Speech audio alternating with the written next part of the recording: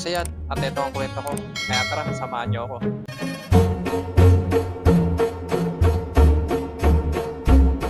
Ngayon araw nga may pupuntahan kami. Tapos na nga ako magbihis kaya lalabas na ako ng kwarto. Bago nga ako lumabas, pinatay ko muna yung electric fan. At paglabas ko, pinatay ko yung ilaw. Nakalabas na nga ako ng kwarto. At shoutout nga pala dito. Saan ba na?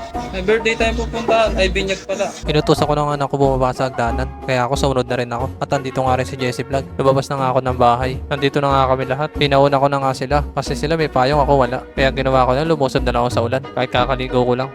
Muulan niya, may bagyo. At habang naglalakad nga kami, nakita namin nanay namin at may dalang asang payo. Kaya iniram ko muna at malapit na rin naman sa bahay kasi kami marami pa yung lalakarin namin. Piniram na nga sa akin ng nanay ko. Sa kailangan ko rin ng payong kasi kasama ko yung anak ko. Kasi doon sa kabilang payong nababasa sa. Nauna na nga itong mga kasama ko. Nasama nga ng panahon ngayon. May bagyo kasi. At ito nga yung unang bagyo ngayong taon.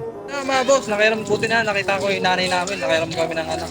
Ayong. Malapit na kami sa pupuntahan namin at nandito na nga kami sa kabilang ice creaman. Dito nga kami makikiselebrate. Inibig kasi kami na may-ari. Ice creaman nga rin to. At yung iba nga rin dito kilala ko. At yung may-ari kilala ko rin. Kaya inimbite kami. Pinapapasok na nga nila ako para kumain. At anak pala nito yung birthday. Kaya sinarado ko na yung payong ko at pumasok na nga kami ng anak ko. At eto nga lasing na yung utol ko. Nauna kasi sa pumunta dito. At shoutout nga pala dito. Lagi niya raw pinapanood. Inabutan na nga ng pagkain ng asawa ng utol ko. At eto nga asawa ko sumakakain na ako. At eto nga gumigengeng patong kapatid ko. At eto naman kuya ko at si Jessie Vlog. Tuwan-tuwa kasi makakain na naman sila. At eto nga pumunta agad sila sa mga pagkain para kumuha ng pagkain. At yung akala ko pagkain pala ng mga bata. At eto nga ay pakumain ng anak ko. Habang yung dalawang pamangkin ko kain na lang kain. Hindi ko nga alam dito kung bakit ayaw niya kumain. Kaya kinuha ko muna yung pagkain niya. Busog pa siguro kasi bago kami umalis kumain muna kami. Kaya ito sumubo muna ako sa pagkain niya. Wala kasi akong kapusugan. Binabalik ko nga sa kanya yung pagkain niya kaso ayaw niya talaga. Kaya yung cellphone na lang binigay ko. At eto nga tinanggap niya agad. Balik nga tayo dito sa mga kapatid ko. Hindi pa rin nga sila tapos kumuha ng pagkain. Habang yung asawa ng kuya ko tapos na kumuha ng pagkain. At eto nakakuha na si Jessie Vlog ng pagkain. At tamang vlog nga na si Jessie Vlog dito. At eto isang kapatid ko tapos na rin kumuha ng pagkain. Kaya pumunta na rin ako sa mga pagkain para kumuha ng pagkain. Kasi kanina konti lang kinain ko. Kasi alam ko meron dito pagkain. Kaya dito na lang ako babawi. At eto nga nakakuha na nga ako. Kaya pabalik na ako sa pwesto ko. Nandito na ako sa pwesto ko at kumakain na nga kami ng dalawa ng utol ko. At shoutout nga pala sa tatay na may birthday. At sa nag-invite sa amin dito. Yung may-ari ng pabrika na to. Shoutout pala sa iyo boss. Natapos na ako sa kinakain ko. Kaya tinabi ko na yung pinagkainan ko. At eto nga busog na naman ako. At tapos na nga rin to kumain utol ko. At shoutout nga pala dito sa mga tropa natin. At itong anak ko nag-cellphone na lang talaga. Hindi na kumain.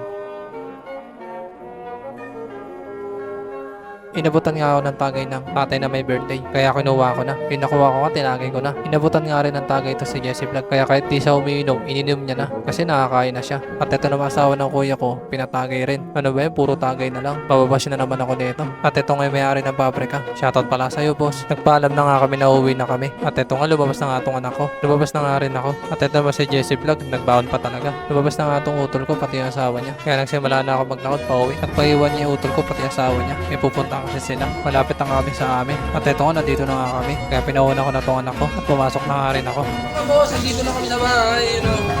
Hanggang dito na mga boss. Peace, salamat!